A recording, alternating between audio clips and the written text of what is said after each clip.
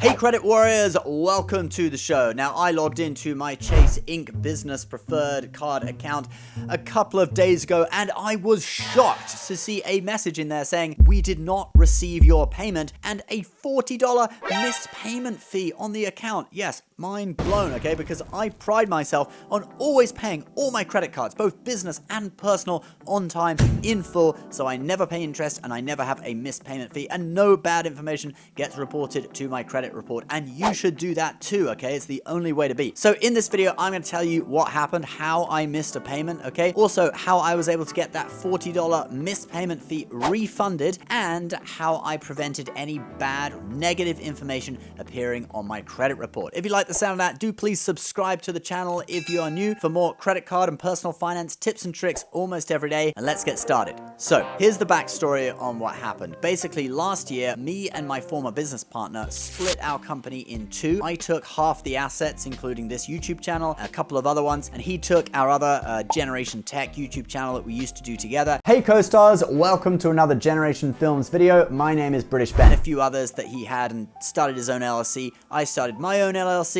Okay, it was a happy split. We just went our separate ways. We wanted to do our own things. But anyway, we shut down our Chase business bank account for that previous LLC. Now, the bank account that had auto pay enabled, because you should always enable auto pay, all right? I've got auto pay enabled on all of my cards, so I never miss a payment. On my personal cards, I just enable for the minimum payment. On my business cards, it's typically enabled for the full payment. But anyway, the bank account that was connected to this Chase Inc. preferred, okay, for auto pay was actually that old business bank account that we shut down. Now, what I realized had happened was that every month after that, because we just had not that much going on to that card because we were shutting the company down, still a few little subscriptions here and there and little things, but because we were shutting that down and we were only charging small amounts to it, I was actually paying off that card each month just manually before autopay kicked in. So I realized for about almost a year now, autopay hasn't actually ever been activated on that card because I paid it off before the balance was due. But this time, this month,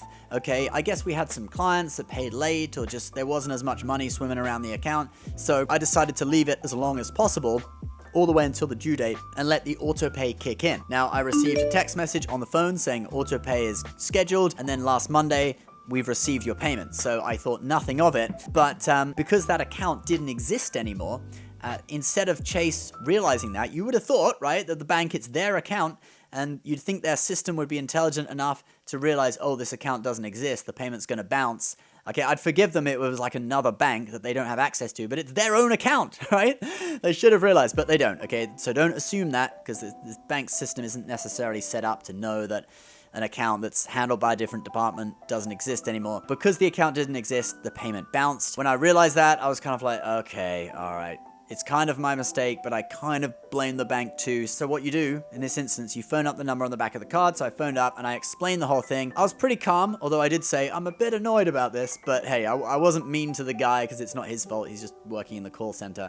And I explained the whole situation. So immediately I finished speaking, the guy actually said to me, okay, because you have a perfect payment history on this card and you always pay more than the minimum payment, and in fact, you've already paid off this payment, okay, I've already made a payment to get rid of that late payment, I can reverse the fee. So he immediately refunded $40 into my account. So from what I observe, as long as your payment history is perfect and you're always paying more than the minimum balance, because that shows that you're not like just struggling to make payments, you're actually, you know, you're a decent customer, you're trying to pay off your card in full every month, and that benefits you so you don't pay interest either. And before you make the call, you already pay what you owe, okay? I think that's important too, because if you still owe the money and you're trying to get a late payment fee reversed and you haven't paid off the charge yet, they're going to be like, well, I mean, I can't do anything until you pay it, because what if I reverse a late payment fee and then you don't pay it and it goes to collections or something, right? Definitely pay it off before you make this call, but as long as you got the perfect payment history and you're paying more than the minimum balance, they should reverse it for you if it's the first time, okay? If it happens a lot, then I think they're probably going to be like, well, this is what late payment fees are for, okay? It's to deter you from doing this. But if it's the first time, most card companies probably will reverse it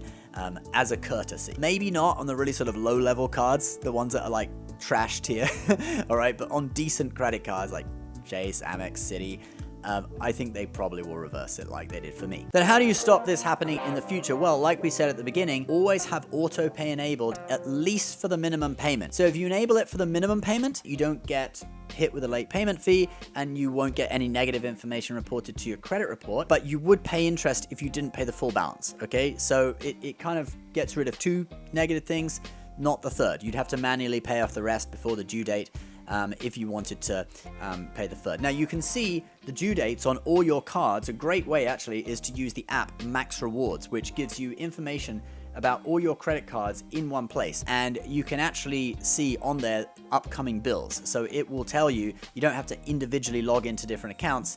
You can actually see your upcoming bills coming up on there. And so you have a little bit of warning. It even sends you push notifications. Max Rewards, of course, it's a great app. It basically gives you the information on all your credit cards from different issuers in one place. They do have a bit of trouble connecting with Chase recently.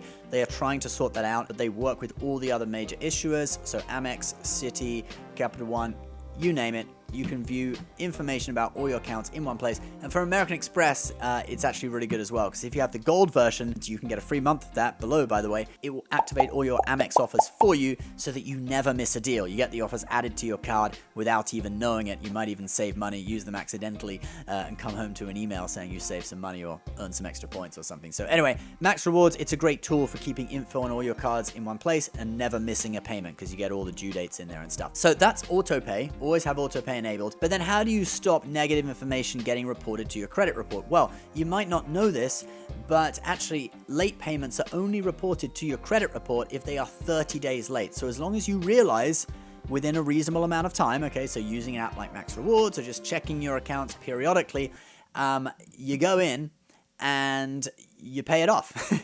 Okay, so as long as you realize it in time before 30 days that you've got a late payment, you pay it off, nothing's going to get reported to your credit report. Now that doesn't stop obviously the other things like late payment fees and stuff, so you may have to call if it's your first time with a late payment fee, get that cancelled. But yeah, for the credit report side of it, as long as it's not 30 days late and you pay it off, you'll be fine. Nothing negative will report. So that's my story, guys, of my first ever missed credit card payment. Thank goodness I realized before 30 days, and also I was able to pay it off in a timely manner and get the fee refunded. Do you guys have a similar story about this? Do leave your comments below. Don't forget, you can get a free month of Max Rewards Gold with my link below as well. Please subscribe to the channel. I'll put my credit card guide below too if you're interested in signing up for any of the credit cards that I do recommend in my videos. We thank you very much if you use our links. It helps out the channel. Please subscribe if you're new. We'll see you next time. Bye-bye.